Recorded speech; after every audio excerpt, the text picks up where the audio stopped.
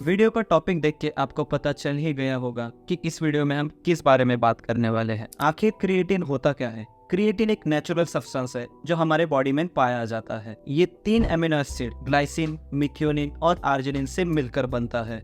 हमारी बॉडी खुद भी इसे प्रोड्यूस करती है, जो प्रोसेस हमारे लीवर, किडनी और पैंक्रियाज में होता है।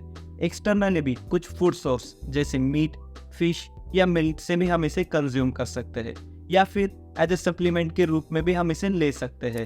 हमारे बॉडी में 95% क्रिएटिन हमारे स्केलेटल मसल में प्रेजेंट होता है और बाकी बचा 5% ब्रेन और हार्ट में। पर क्रिएटिन हमारे बॉडी में करता क्या है? जब हम किसी भी तरह की एक्सरसाइज करते हैं, जैसे कि रेजिस्टेंस ट्रेनिंग या फिर कार्डियो, तब हमारे मसल्स को इंस्टेंट एनर्जी चाहिए होती है और ये इंस्टेंट एनर्जी एटीपी यानी एडेनोसिन ट्राइफॉस्फेट से आती है। सोच लो, एटीपी 3 फॉस्फेट ग्रुप का एक एनर्जी पैकेट है। जब हम हेवी लिफ्ट करते हैं या स्प्रिंट करते हैं, हमारा मसल्स एटीपी को ब्रेक करता है। इस ब्रेकिंग के टाइम पे एक फॉस्फेट ग्रुप चले जाता है और एटीपी बन जाता है एडीपी यानी एडेनोसिन डाइफॉस्फेट। इस ब्रेकिंग के टाइम पे जो एनर्जी रिलीज होती है वो मसल को वर्क करने में हेल्प करती है। यहाँ पे प्रॉब्लम ये है कि हमारे मसल्स में एटीपी स्टॉक लिमिटेड होता है। जब ये स्टॉक खत्म हो जाता है, हमारा एनर्जी प्रोडक्शन थोड़ा स्लो हो जाता है और यहीं पे हमारा मसल फटीग फील करना स्टार्ट कर देता है, स्पेशली हाई इंटेंसिटी वर्कआउट के दौरान। यहाँ पे आता है क्रिएटिन। क्रिएटिन का रोल होता है हमारे मसल्स में एडीपी को फिर से एटीपी में कन्वर्ट करना। जो फॉस्फेट ग्रुप चला गया था उसे फिर से एडीपी के साथ अटैच करके उसको वापस एटीपी में कन्वर्ट करना। इसी प्रोसेस की वजह से हमारे मसल्स में एटीपी लेवल मेंटेन रहता है और हमारे मसल्स को कंटिन्यूअस एनर्जी मिलती रहती है, जिस वजह से जब हम हेवी लिफ्टिंग या इंटेंस ट्रेनिंग करते हैं तब हमारे मसल्स जल्दी नहीं थकते और हम ज्यादा इंटेंस वर्कआउट कर पाते हैं।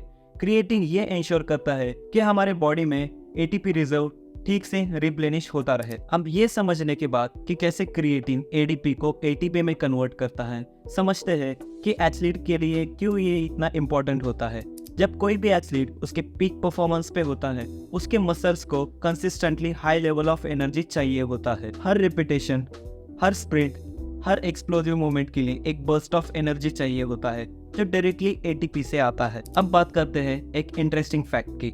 दुनिया भर में लगभग 40% से ज्यादा एथलीट क्रिएटिन यूज करते हैं, चाहे वो बॉडी बिल्डर हो, एक पावर लिफ्टर हो या फिर high performance athlete. Athletic training में जितना ज्यादा तुम अपने मसल्स को स्ट्रेस में डाल पाते हो, उतना बेटर तुम अपने स्ट्रेंथ, एंड्योरेंस और पावर को इम्प्रूव कर पाते हो। क्रिएटिन तुम्हें यही एज देता है, तुम अपने मसल्स को थोड़ा और पुश कर पाओ और मसल फटीग होने से पहले उसे इंटेंस ट्रेनिंग के लिए तैयार रख पाओ। देखो, बॉडी बिल्डिंग हो या फिर पावर लिफ्टिंग, किसी भी स्पोर्ट में हम ग्रोथ कैसे ला सकते हैं? जवाब है प्रोग्रेसिव ओवरलोड के साथ। यहीं पे हमें क्रिएटिन हेल्प करता है प्रोग्रेसिव ओवरलोड लाने में, हमारी स्ट्रेंथ बढ़ाने में और हमारे मसल फटीग को डिले करने में। अभी क्रिएटिन और प्रोटीन में कंफ्यूज मत होना। क्रिएटिन तुम्हारे परफॉर्मेंस को और स्ट्रेंथ को वर्कआउट के दौरान इंप्रूव करता है और प्रोटीन वर्कआउट के बाद तुम्हारे मसल्स को रिपेयर करता है। हमारी बॉडी खुद भी क्रिएटिन प्रोड्यूस करती है या फिर हम एक्सटर्नली भी उसे कंज्यूम कर सकते हैं। एक्सटर्नल सोर्स 2 तरह के होते हैं, एक तो है फूड, दूसरा है सप्लीमेंट। एक स्कूप सप्लीमेंट में जितना क्रिएटिन तुम्हें मिलता है उतना फूड सोर्स से कंप्लीट करने के लिए तुम्हें लगभग इतना फूड कंज्यूम करना पड़ेगा, जो कि नियर टू इम्पॉसिबल है। तो बेस्ट वे है क्रिएटिन सप्लीमेंट यूज करना। 6 तरह के क्रिएटिन सप्लीमेंट आते हैं।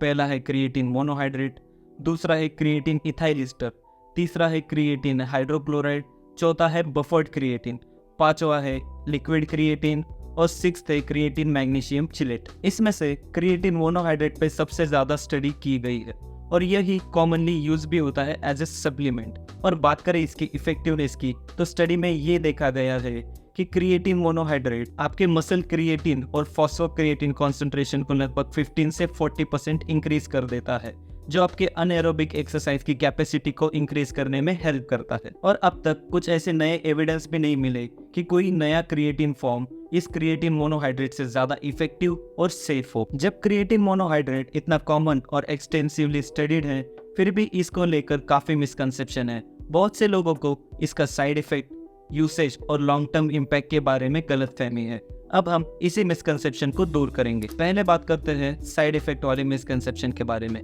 मोस्ट कॉमन मिसकंसेप्शन ये है कि क्रिएटिन कंज्यूम करने से किडनी डैमेज होती है।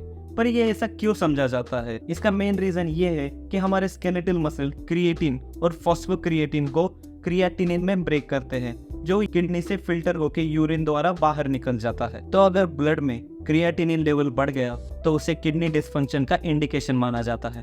पर असलियत में जो लोग क्रिएटिन सप्लीमेंट यूज करते हैं या फिर क्रिएटिन कंटेनिंग फूड जैसे कि मीट या फिर फिश कंज्यूम करते हैं, उनके ब्लड में क्रिएटिनिन लेवल ज्यादा ही होता है।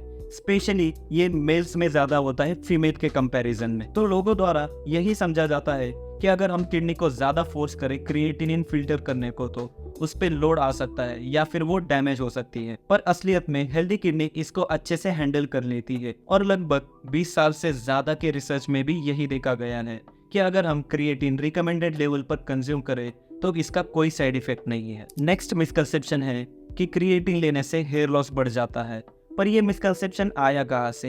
ये आया एक रिसर्च से जो 2009 में हुआ था कॉलेज रग्बी प्लेयर्स पे। उसमें ये देखा गया कि जब इन प्लेयर्स ने 5 ग्राम क्रिएटिन पर डे लिया फॉर 2 वीक्स तो उनमें लगभग 40% DHT लेवल बढ़ गया। पर वर्कआउट ट्रेनिंग खुद भी 14 से लेकर 15% DHT लेवल बढ़ा देती है। और हाँ, DHT लेवल बढ़ने से हेयर लॉस प्रमोट होता है, पर ये उन लोगों में अप्लाई होता है जिनका जेनेटिक प्री डिस्पोजिशन है या फिर फैमिली हिस्ट्री है हेयर लॉस के साथ। तो वो लोग इसे थोड़ा कॉशन के साथ यूज करें। अब समझते हैं इसके यूसेज के बारे में। क्रिएटिन लेने के 2 तरीके हैं। पहले तरीके में पहला आता है लोडिंग फेज, जिसमें 20 ग्राम क्रिएटिन पर डे लिया जाता है 5 to 7 डेज के लिए। और उसके बाद आता है मेंटेनेंस फेज, जिसमें 5 ग्राम क्रिएटिन पर डे लिया जाता है। या फिर हम सीधा ही मेंटेनेंस फेज पे जा सकते हैं, जिसमें 5 ग्राम क्रिएटिन पर डे लिया जाता है। क्रिएटिन कब लेना चाहिए? वर्कआउट के पहले या वर्कआउट के बाद? एक स्टडी में ये देखा गया है कि अगर हम वर्कआउट के बाद क्रिएटिन कंज्यूम करें तो ये ज्यादा बेनिफिशियल होता है फैट फ्री मास गेन करने में, और क्रिएटिन सप्लीमेंट बंद करने की भी कोई जरूरत नहीं है। एक स्टडी में ये देखा गया है कि 21 महीने के यूज के बाद भी इसका हेल्थ पे कोई साइड इफेक्ट नहीं है। तो कंक्लूजन क्या है? क्रिएटिन एक बहुत ही अच्छा और सस्ता सप्लीमेंट है जो आप ले सकते हो, जो आपकी पावर और वर्कआउट स्ट्रेंथ को इम्प्रूव करेगा और आपको मसल मास गेन करने में हेल्प करेगा। इस वीडियो के लिए बस इतना ही। अगर ये वीडियो आपको इन्फॉर्मेटिव लगा हो तो इसे लाइक और कमेंट करें, और ऐसे ही इन्फॉर्मेटिव वीडियो देखने के लिए चैनल को सब्सक्राइब करें। मिलते हैं अगले वीडियो में ऐसे ही इन्फॉर्मेटिव फिटनेस टॉपिक के साथ। तब तक के लिए बाय।